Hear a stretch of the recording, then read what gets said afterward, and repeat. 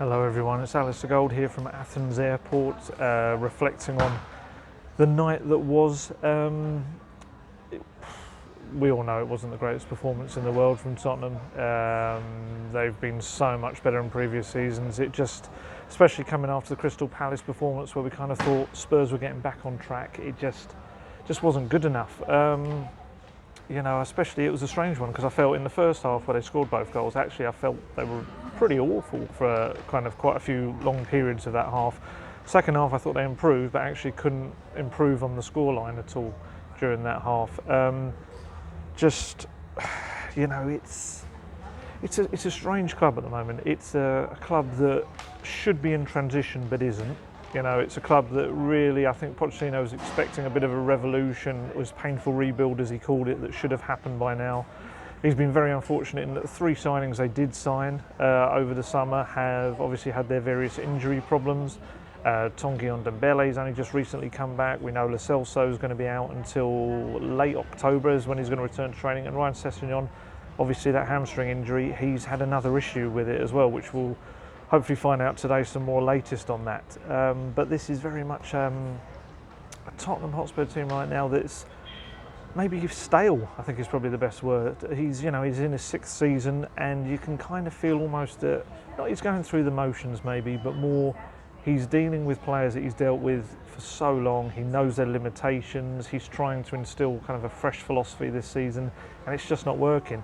Pochettino after the match was actually quite tough in a way in that he said that training sessions were going to really up the intensity and make them psychologically tougher for the players as well. So we'll find out what that means. I think there's a press conference going on back in England pretty much as I speak right now, and we should find out a lot more about that. But certainly the rotation won't have helped, but then there's a quality in the squad now. Pochettino said enough times it's an unbelievable squad, so there's enough quality in that squad that whoever plays should do the business.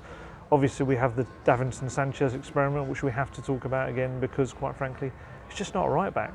He's a big bulky Colombian centre-back who really has the turning circle of a cruise liner. He absolutely cannot deal with fast wingers coming down that flank. He just really struggles to deal with pace and a bit of trickery. When he's in the centre he can kind of push him out the sides, he can get cover from other players. When he's on his own they just beat him down the touchline. And you also get the flip side of that is that he's got no attacking intent whatsoever. I watched him during the warm-up. They were doing crossing drills and even his crosses were so just lacking confidence. They were either low crosses that didn't go to anyone or he was just hitting them so high to the back post there was absolutely no one to get on them. And you saw last night he just had no real interest in getting to that kind of Olympiacos half of the pitch. And when you've got a player like Lucas Moura who scored a fantastic goal last night, don't get me wrong, absolutely brilliant goal, and he is always the threat in that sense for Spurs, but the Brazilian just doesn't really set up goals. I mean, you only have to look at his assist stats for the recent seasons since he came to Spurs. He just doesn't set up goals. It's just not in his makeup. He will get his head down, he will run forward and go to the corner, he'll cut inside and go towards goal. He won't look to get to the byline and then try and stand it up for someone in the middle. And if you've got Lucas not crossing the ball, Sanchez not crossing the ball, that right-hand side just pretty much became a bit of a dead end for attacking for Spurs, and it just didn't work at all. And then obviously you've got a massive player like Christian Eriksen. Eriksen yesterday was absolutely off the boil, didn't contribute anything really towards Spurs attacking play in the way we know he can. And this is a Champions League. This is the kind of stage where he's looking to impress the likes of Real Madrid, to show that he can be a player for them if they want to come in for a free transfer in the summer. If this was his audition, he absolutely failed it miserably. It's the Champions League. He should be up for these games, and it kind of at times we know Eriksen absolutely kind of smashes the running stats. He always runs more than anyone else, but it felt yesterday he was kind of more laid back, and we saw that when he was on the edge of the area in the second half and just gave that ball away, which led to the Olympiacos penalty because Jan Vertonghen steamed in with a woeful kind of full-blooded kind of heads gone foot through into the other player and obviously ended up stamping on his foot. Vertonghen's another one. I mean, as we're on the subject, I just feel this could be a lack of match sharpness. I know he's only played, 4 games, but just feels like he's lost a little something. Maybe it's belief, I don't know, but although he never had the pace, he was always a player that had the anticipation, and he knew when an attack was going to happen, and that was how he dealt with most of them, and why he's probably has been Spurs' best defender since he arrived at the club. But in the recent games, and especially last night, he was just so slow to react to stuff, the penalty incident, but also with the first goal as well, and Podence just ran straight through past Davies. Davies was at fault as well, but Vertonghen just had no chance in cutting out the shot whatsoever. It was pretty poor. I mean, him combined with Eriksen, that's two big players in the team, and both just contributed or just didn't contribute what they normally do, and that really showed with Tottenham. Elsewhere on the team, I thought Harry Winks played very well. If we're going to have a positive, I thought he had another excellent Champions League game. He was probably the one player in the centre that absolutely matched Olympiacos' work rate, their hunger, desire. Even in the final minutes, he was still throwing himself into challenges. He picked up a yellow card, I think, in the final minutes. If everyone had that mentality, I think Spurs probably would have come away with all 3 points. And, they should be coming away with all 3 points. We know they're one of the two favourites in that group. This was a tough game, it's top opposition. We know all about the stats and the lack of defeats they've had at that stadium in recent times. But Spurs should still be going there and doing the business. Who else was there? Dele Alli. Dele Alli was okay, had some bright moments. I still think he's got a long way to go to get back to the player he was. Had that big chance which he really should have put away or looked to square for Kane. Pochettino afterwards was happy enough with him, but said the same, that he's still got a way to improve. Player with a lot of talent, and I think maybe he's been written off in some quarters, or maybe just people underrate him slightly. He needs to get his sharpness, he needs to get his fitness back, and I still think he could have a big season for Tottenham.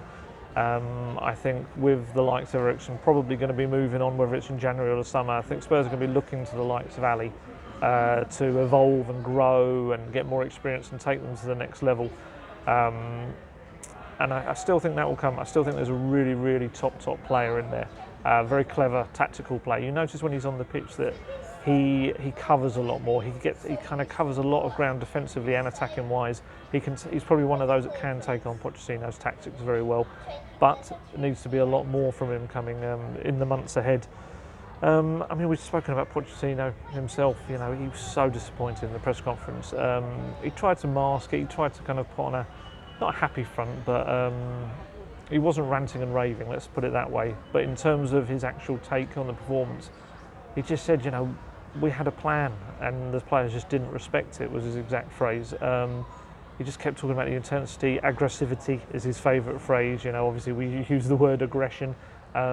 He just didn't feel that the players just matched. That's the thing. And this is a repetitive statement he comes out with a lot. And there comes to a point when you've just got to wonder if you're constantly telling your players that they need to show the same aggression, intensity, and match the work rate of the opposition, and if they're not doing it in these games, then he either has to change the players or he has to change the way that he's preparing them, because something isn't quite right. Psychologically, it just doesn't click sometimes for Spurs. We can't go overboard, because let's not forget they got to the Champions League final last season, so they certainly aren't a team that don't know how to win games, or especially big European games. Unfortunately, not the biggest of them all at the end, but they can get through this. And if you're going to put a positive spin on it, they've got a point at this stage that they didn't have in the Champions League last year. But we know they can do better. Pochettino knows they can do better, and Harry Kane's comments suggest that he knows they can do better. He said, we've got to stop saying this is a young team. We're 6 years in, it's a lot of the same players, and they're still making the same mistakes they did in the first season that the manager came, and I can understand why the manager's frustrated. For me, once again, Harry Kane talking like a captain. I do wonder how long it will be before Kane does become the captain. Lloris is a big Pochettino favourite, and it's going to take a while, I think, until he relinquishes that armband, but Kane he talks like a captain, he acts like a captain. I think he's the role model for everyone to follow. Obviously, Lloris has the experience. He's a World Cup winner. He's been there, done that. But Kane just seems to get it, doesn't he?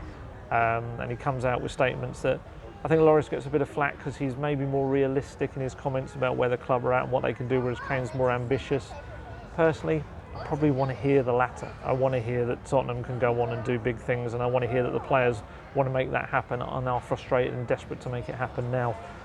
We've got Leicester obviously coming up this weekend. It's going to be a very tough game. Obviously they're in good form on the whole this season. Brendan Rodgers, for all the flack he gets, he's a good manager, and he's kind of turned them in the right direction. I think there'll be lots of changes. Obviously, we're going to see the likes of Rose, Aurier come back in, Sissoko will come in. I'd imagine Lamela and Son will start as well.